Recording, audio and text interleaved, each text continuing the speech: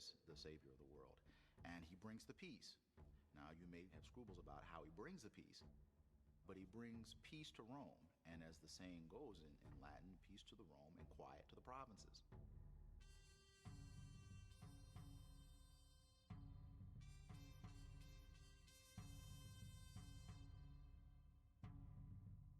This is he, Augustus Caesar, son of a god, who shall restore the golden age and spread his empire.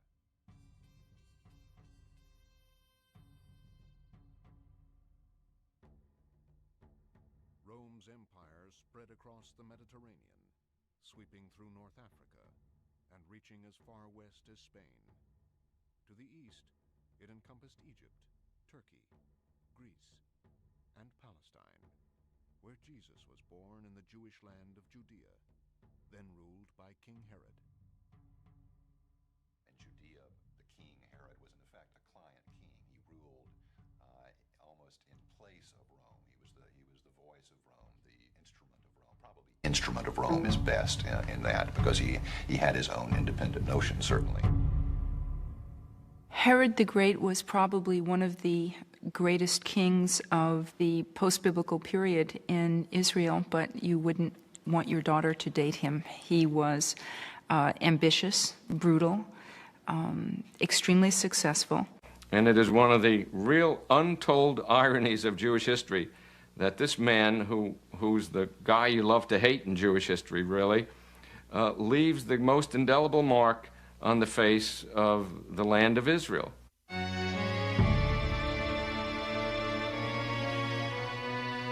It appears that Herod thought of Jerusalem as his showpiece.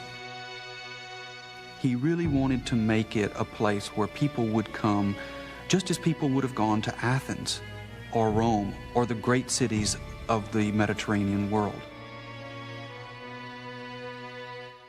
A meticulously accurate model of ancient Jerusalem shows the extraordinary scale of Herod's building program.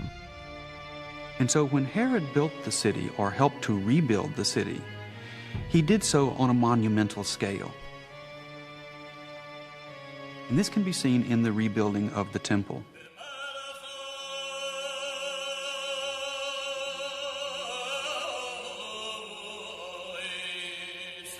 We know exactly how Herod rebuilt the temple because detailed descriptions of the architecture have survived.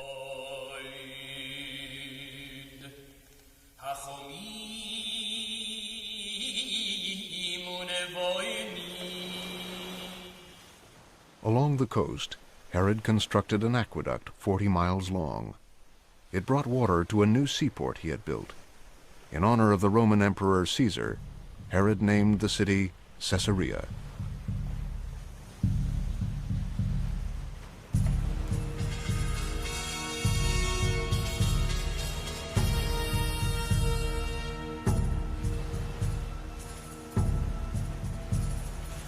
We really need to get a feel for a city like Caesarea Maritima at the time of Jesus, precisely because it shows the crucial intersection of Roman rule in Jesus' own homeland.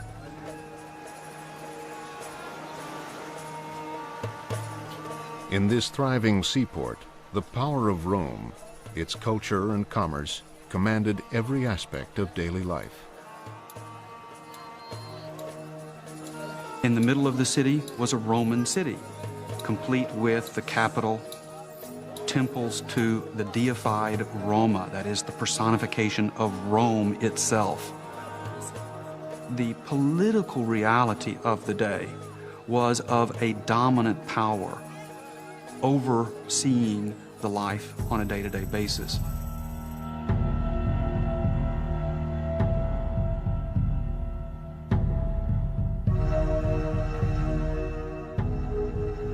Into this political climate, Jesus was born. The Gospels present the familiar account of his birth. And she gave birth to her firstborn son, and wrapped him in bands of cloth, and laid him in a manger, because there was no place for them in the inn. Our best guess for the birth date of Jesus would be 4 BCE. In other words, he was born before the death of Herod the Great, who died in 4 BCE. But I emphasize best and guess. The Gospels claim Jesus was born in Bethlehem. Historians think it is more likely that he was born and grew up near the Sea of Galilee, in the village called Nazareth.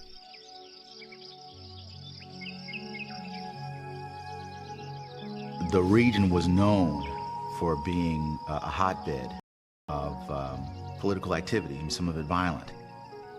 In the last few generations of New Testament scholarship, the Galilee has achieved this reputation for being the hotbed of radicalism. You know, I don't know, the 60s Berkeley of Palestine.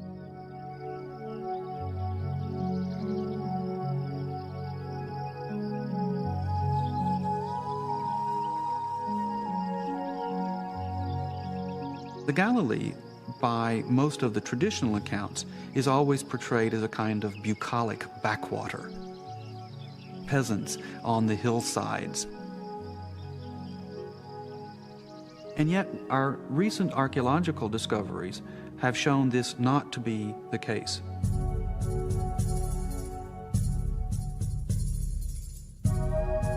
Nazareth stands less than 4 miles from a major urban center, Sepphoris.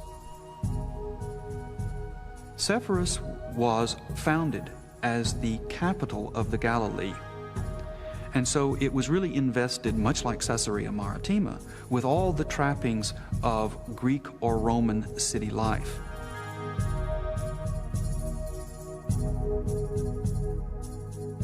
Recent archaeological discoveries at Sepphoris challenge the conventional picture of Jesus' life. One of the more exciting discoveries that we made at Sepphoris was a magnificent Roman villa with a gorgeous, gorgeous mosaic on its floor in a banquet hall.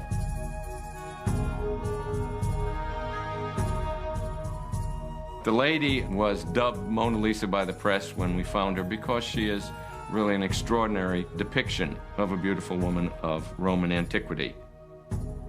And the picture we get is a community very much in the mainstream, but on the high end of the scale.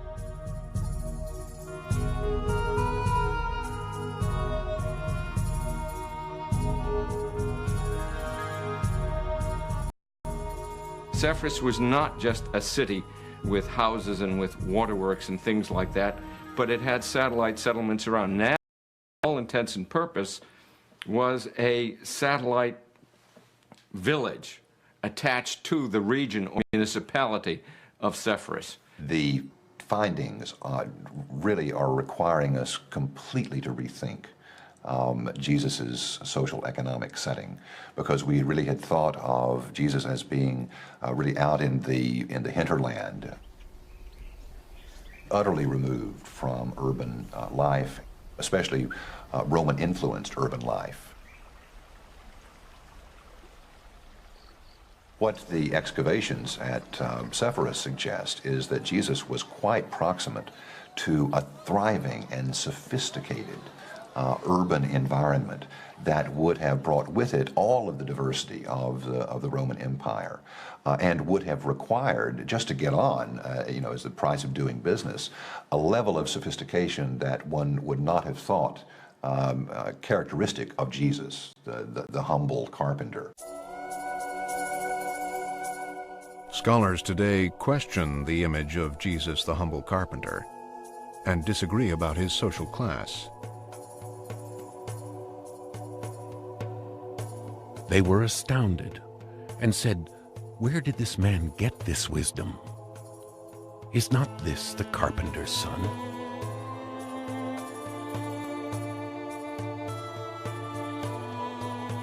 The difficulty for us in hearing a term like carpenter is that we immediately think of a highly skilled worker, and at least in North America, in the middle class, making a very high income. As soon as we take that into the ancient world, we are totally lost, because first of all, there was no middle class in the ancient world. There were the haves and the have-nots, to put it very simply. And in the anthropology of peasant societies, to say that somebody is an artisan or a carpenter is not to compliment them. It is to say that they are lower in the pecking order than a peasant farmer. Very few scholars now believe that Jesus was of such lowly birth.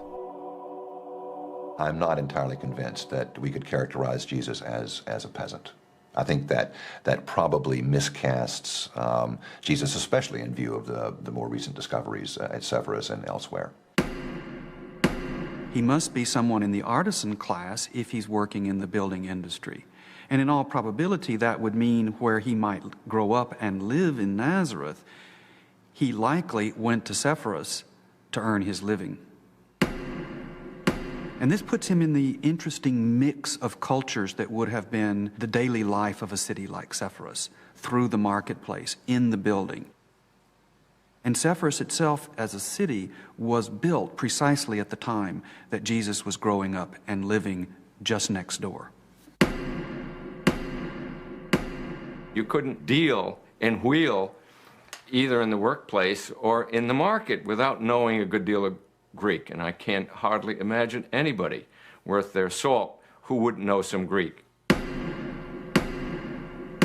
Jesus was trilingual. Jesus participated in both the Aramaic and Hebrew culture and its literatures, as well as the kind of Hellenistic Greek that he needed to do his business and his ministry. Despite its Greek and Roman influences, Sepphoris was a thoroughly Jewish city, and Jesus remained faithful to his religious heritage when he left Nazareth to become a preacher. Then he began to speak and taught them, saying, "Do not think I have come to abolish the law or the prophets. I have come not to abolish, but to fulfill." What we learn from the gospel stories is not that Jesus was not Jewish, quite the opposite. He's completely embedded in the Judaism of his time.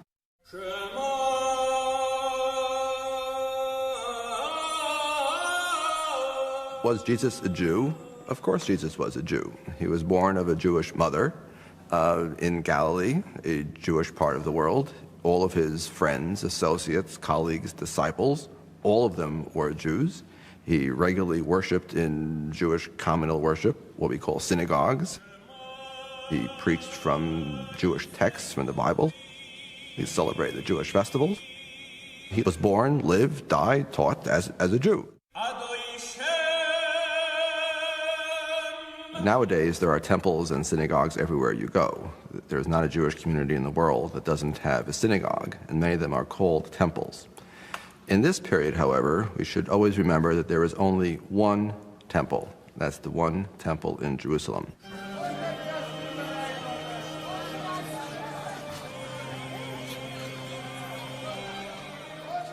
For Jews living in the time of Jesus, the temple in Jerusalem was the center of their religious life. The Jewish historian Josephus has a very memorable line. He says, "One temple for the one God." The Jews saw themselves as a unique people with the one God alone, and this one God of this one special had one temple.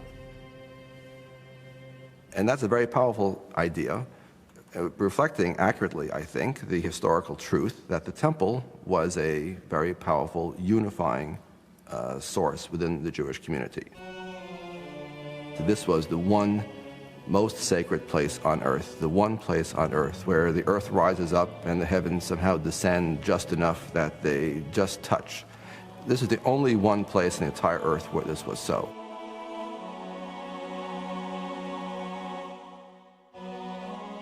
The temple in Jerusalem was the symbolic part of the country. Jews everywhere, if they chose to, if they were pious, would put aside part of their income. It's sort of like the way Christmas clubs operate now. You'd put aside money explicitly to be spent having a party in Jerusalem. Although the temple was the centerpiece of Jewish life and worship, Judaism was not a state religion. There's no such thing as a state church. It's not a monolithic religious or cultural entity at this time. Indeed, what we're seeing more and more through the research and the archaeological discoveries is how diverse Judaism was in this period. Sometimes reading ancient sources is like overhearing family quarrels in a distant room. And some of the most endearing aspects, I can say this because I don't live in the first century, but the most endearing aspects of reading this evidence that we still have is overhearing the lively quarrels. I mean, people who weren't priests at all would have absolutely firm opinions on how the priests should be doing their business.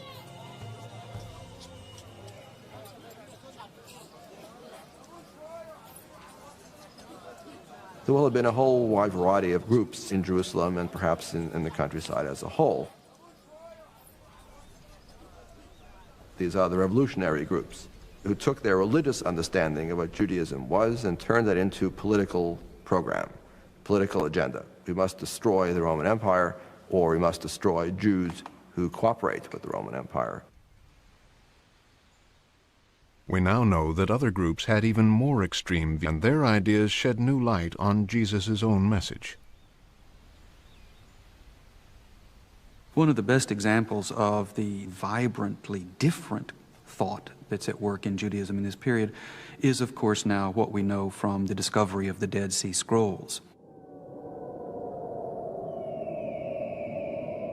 As you leave Jerusalem and go to the south and to the east toward the Dead Sea, the terrain changes rapidly and starkly.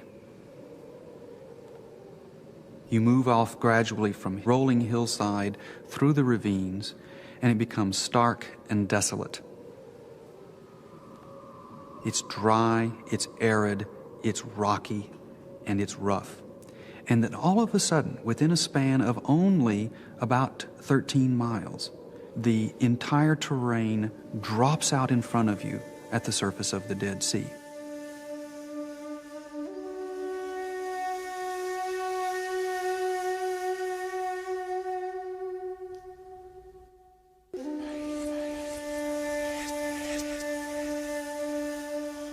It is in that rugged cliff face on the banks of the Dead Sea that the Dead Sea Scrolls were discovered at the site known as Kirbat Qumran.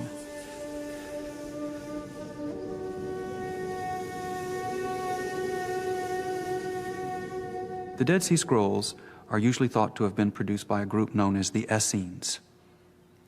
And the Essenes are a group that literally abandoned Jerusalem, it seems, in protest against the way the temple was being run.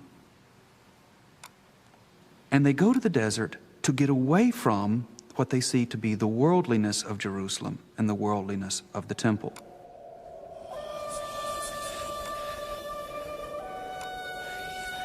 The Manual of Discipline, or in Hebrew, Serach HaYachad, envisages a community living in almost total isolation.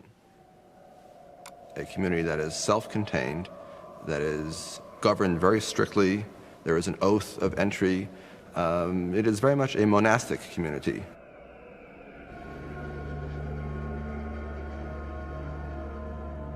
Everyone who wishes to join the congregation of the elect must pledge himself to live according to the rule of the community, to love all the children of light, and to hate all the children of darkness.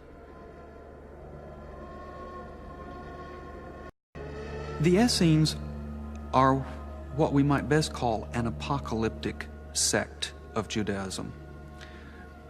An apocalyptic sect is one that thinks of itself as, first of all, the true form of the religion.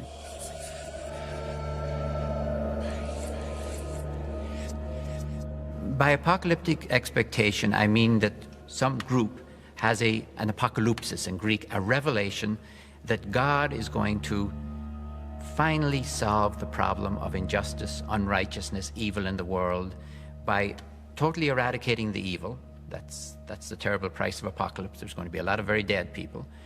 Totally eradicating evil, and we, the good, whoever we are going to live with God, be it heaven on earth or earth in heaven, forever in justice and holiness and righteousness. among the Dead Sea Scrolls, we hear not of just one Messiah, but at least two Messiahs. Some of their writings talk about a Messiah of Aaron, a priestly figure who will come to restore the temple at Jerusalem to its proper purity and worship of God. But there's also a Messiah of David, that is a kind of kingly figure who will come to lead the war.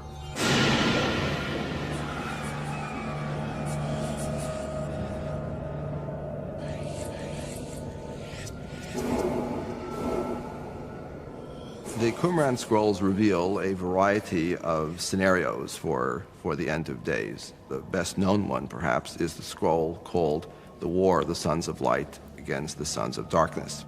And at some point, there will be a major battle, a cataclysmic struggle, not just between people, but also between cosmic forces, the cosmic forces of evil and the cosmic forces of good.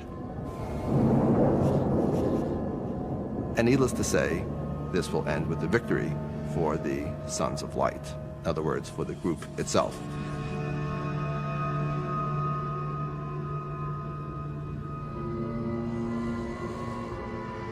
Now, we typically think of this as reflecting a belief in the end of the world. But in fact, that's not exactly what they thought. They use language like the end, or the last things, or the last days. But what they mean is the present evil age is coming to an end.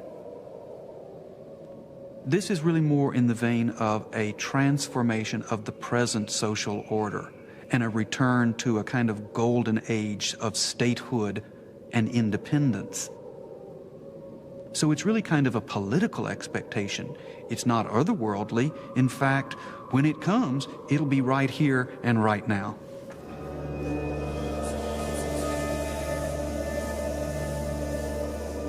History offers no evidence that Jesus was influenced by the Essenes, but their apocalyptic challenge struck chords that reverberated throughout the homeland and echoed through the message of a prophet known as John the Baptist. In those days, John the Baptist appeared in the wilderness of Judea, proclaiming, "Repent, for the kingdom of heaven has come near."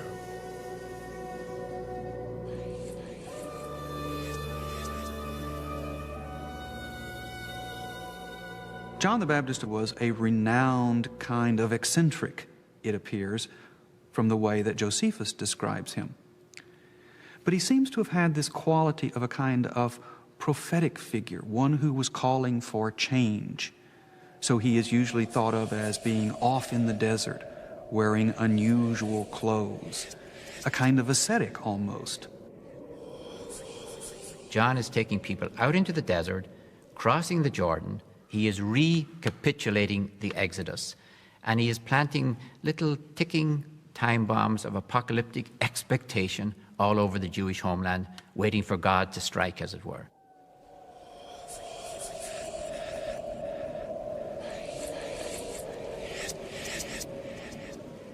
It was as John's disciple, the Gospels say, that Jesus submitted to the ancient Jewish rite of baptism.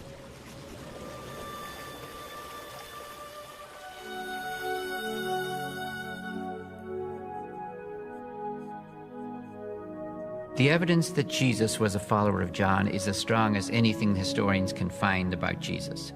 The reason is a certain embarrassment in the texts, trying to explain why on earth would Jesus be apparently inferior to John. If he goes and is baptized by John, then somehow we have to explain how that can happen.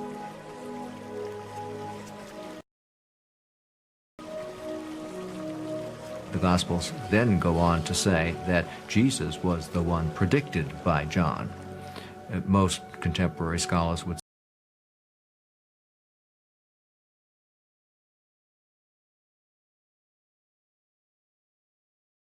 see that to be a construct developed by the early church.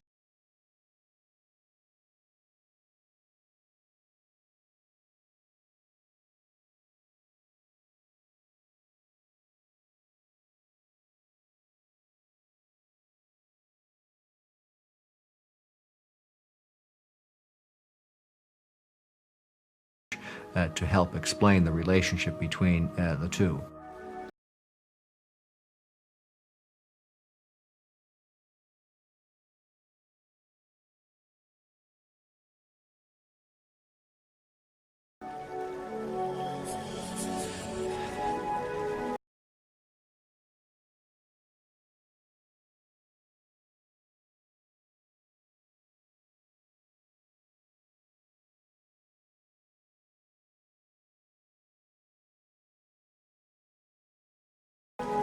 The difference I see between John the Baptist and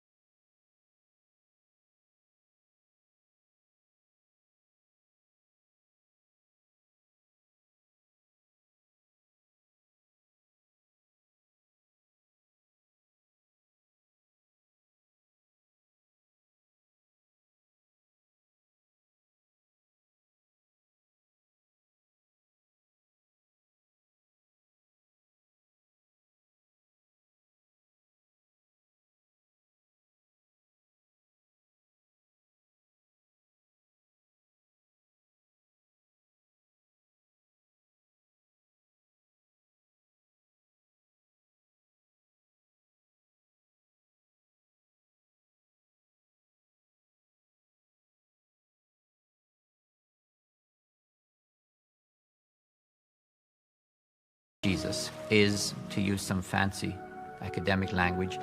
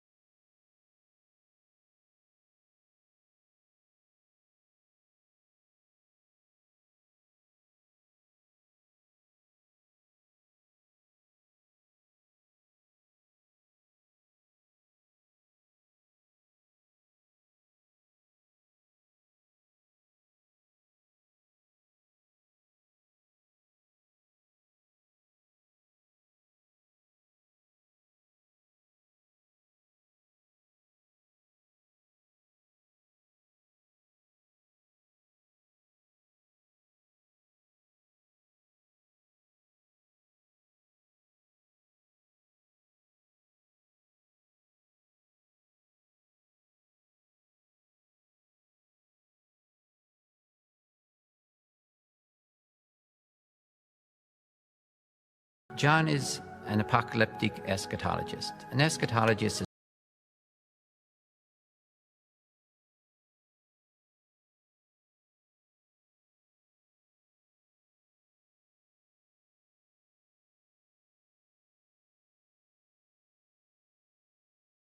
somebody who sees that the problem of the world is so radical that it's going to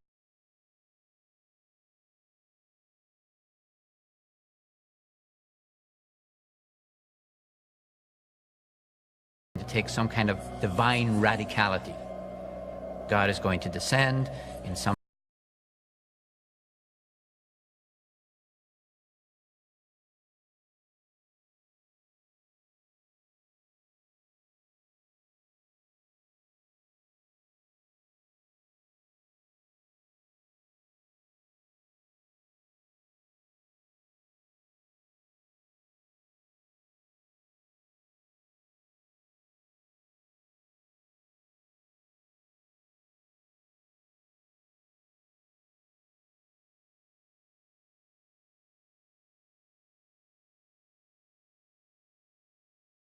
sort of a catastrophic event to solve the world.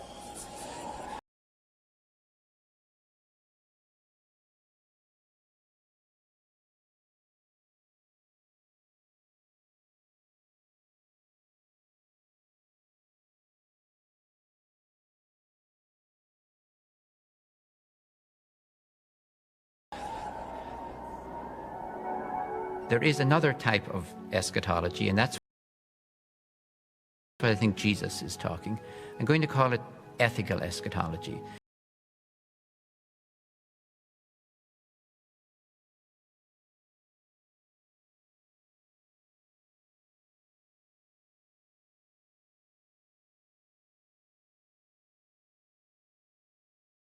That is the demand that God is making on us.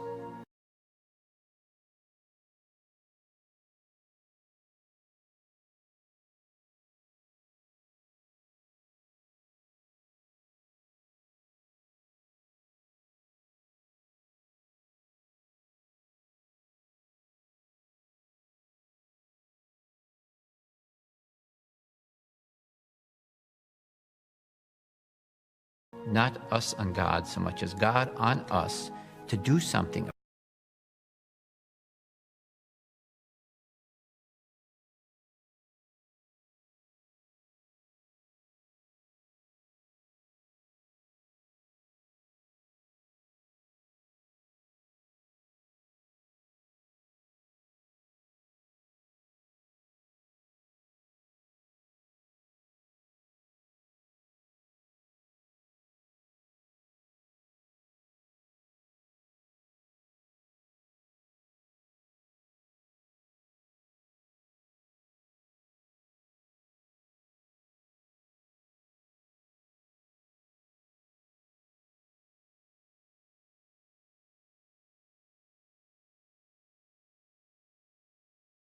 About the evil in the world.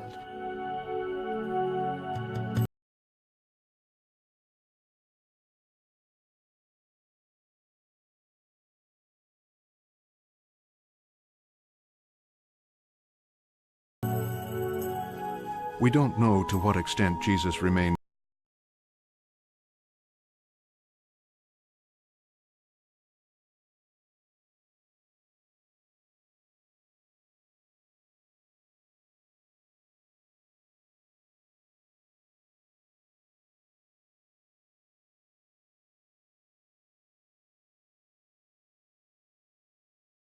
faithful to John's apocalyptic message.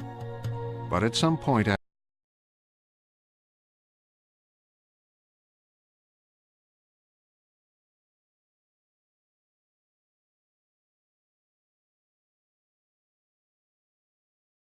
after his baptism by John, Jesus seems to have embarked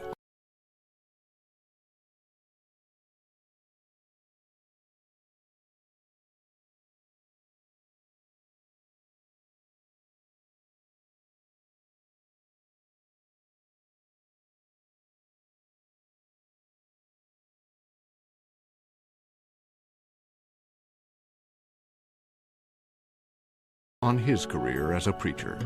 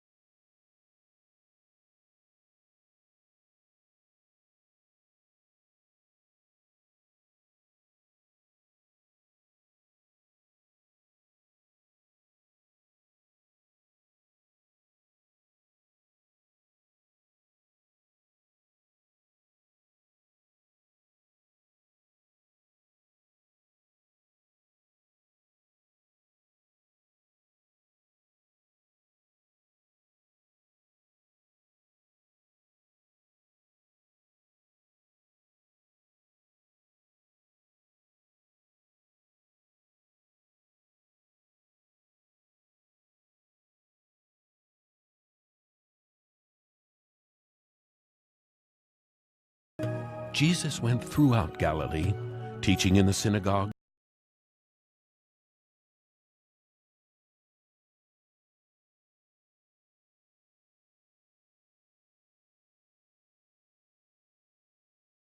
and proclaiming the good news of the kingdom, and curing every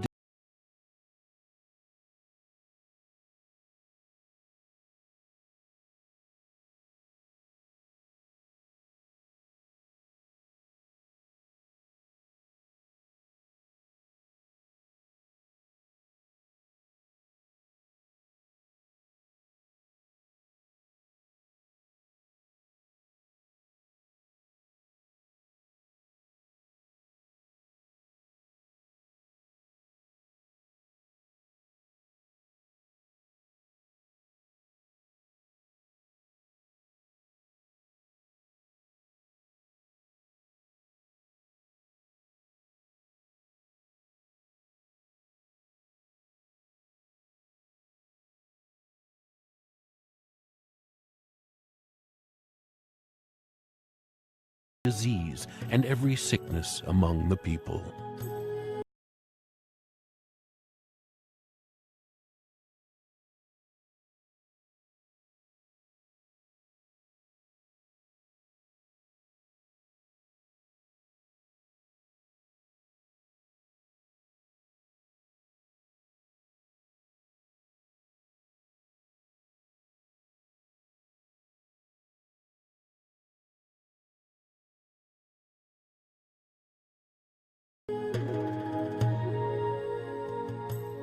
Jesus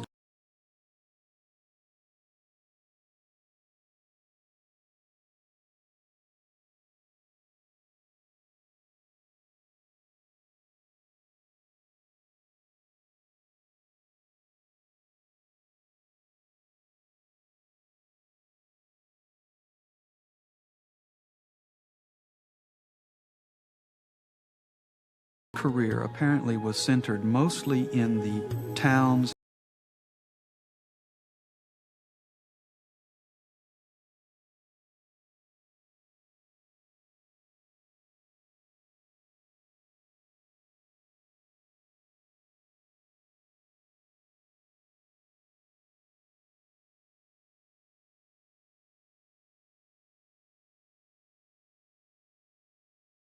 and villages and a few small cities in the area of the Galilee, his home region.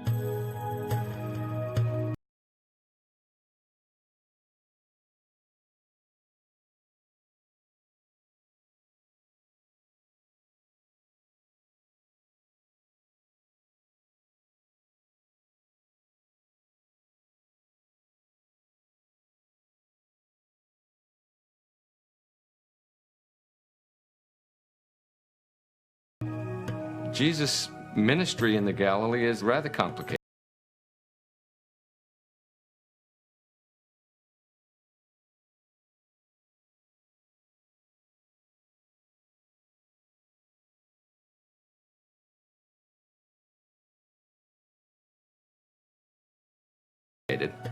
But I think we can begin to get the real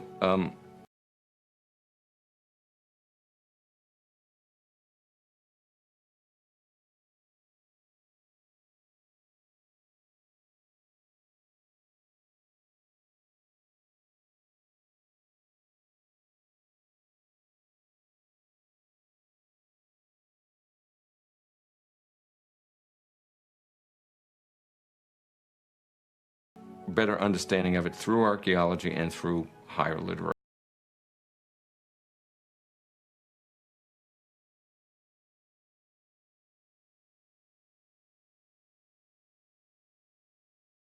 studies of the Gospels today.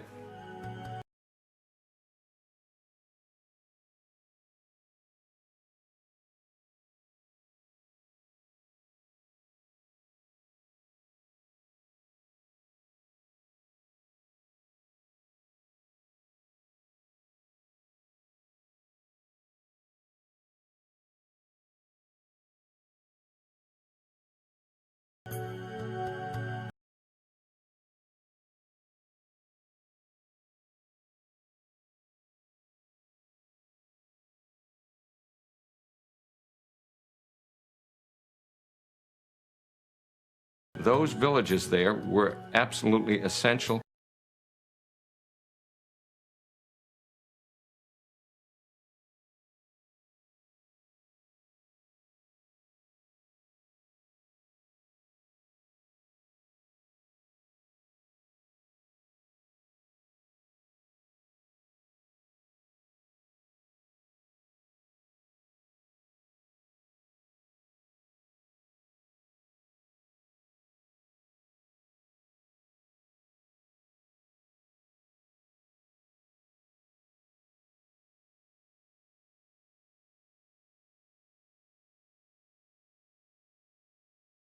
to his ministry. He's avoiding the big towns or cities.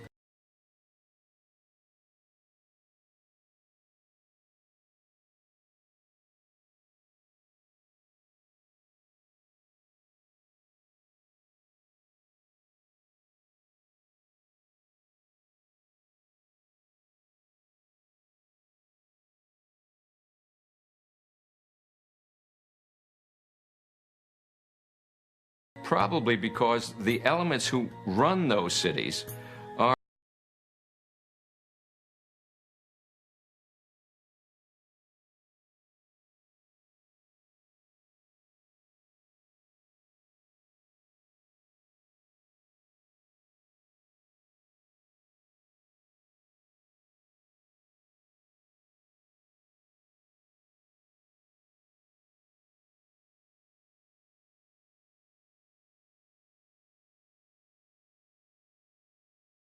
of such a high class that they're probably not interested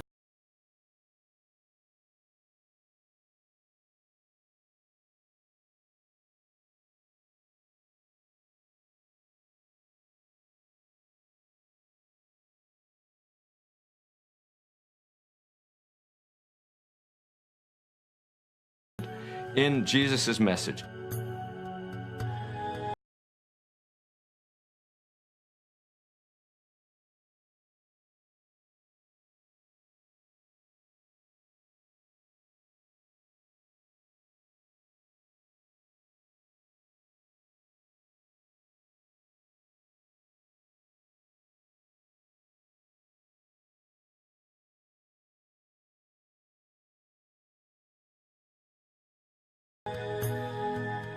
Whether he was himself a simple man of the people,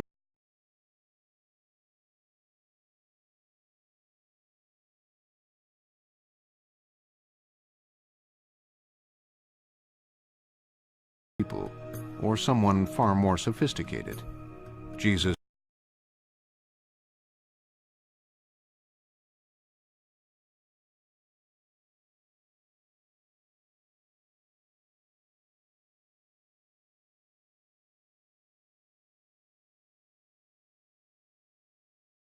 does seem to have pitched his message at ordinary people, and to have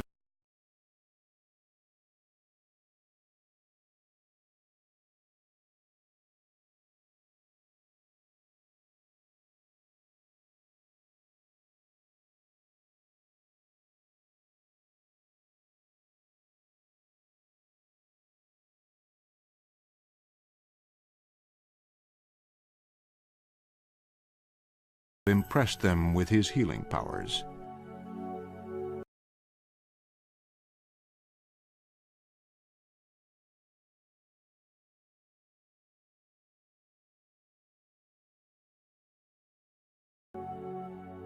Healing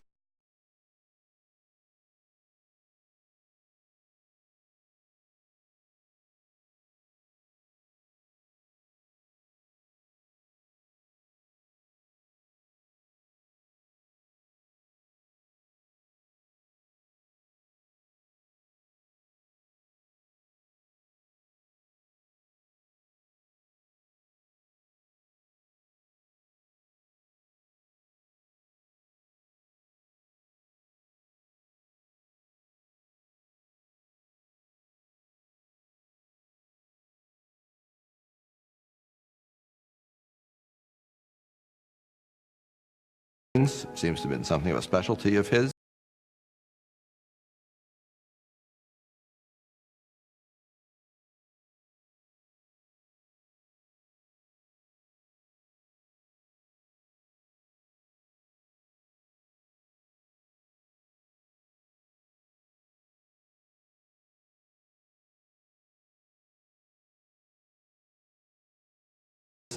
For which he had a great reputation. People would bring from miles around.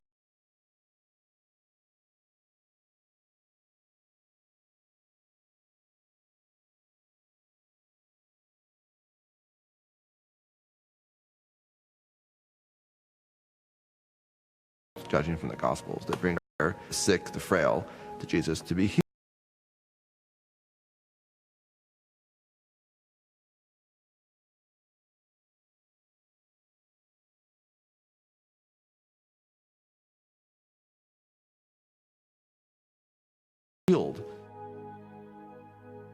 I love the story about Jesus reaching down and picking up the dust and mixing it with his own spit and forming a kind of healing balm that he applies to someone.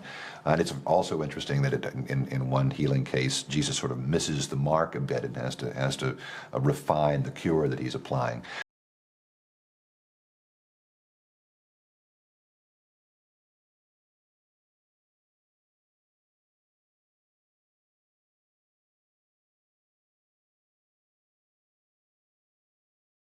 So one finds the intrusions of popular culture in these Jesus traditions that are being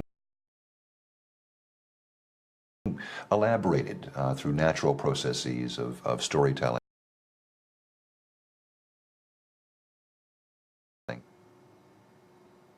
Now, we need to be aware that there are other miracle workers around at the time. So just the idea of performing miracles is not in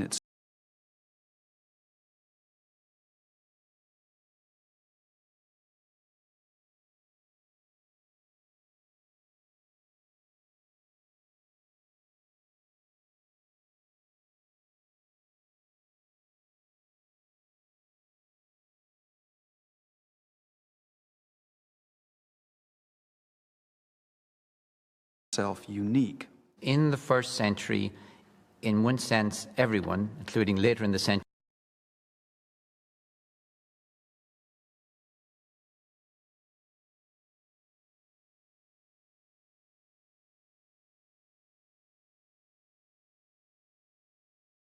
Vespasian, when he was becoming the emperor, were miracle workers. If they were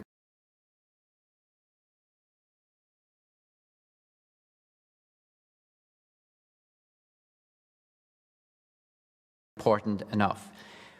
What really was unusual about Jesus is, why would God work through a Jewish peasant? That would have struck the Roman imagination as unbelievable. Not that there would be miracles, but that miracles might be performed by a Jewish peasant.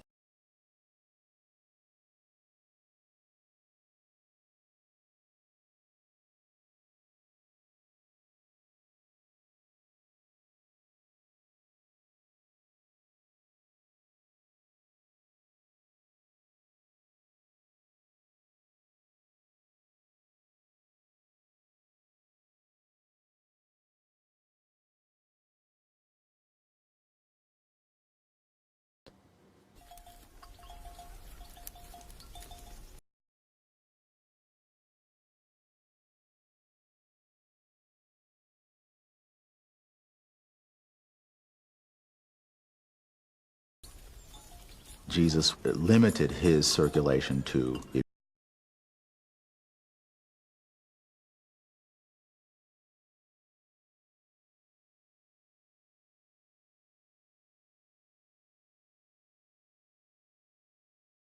agrarian populace, and his teaching was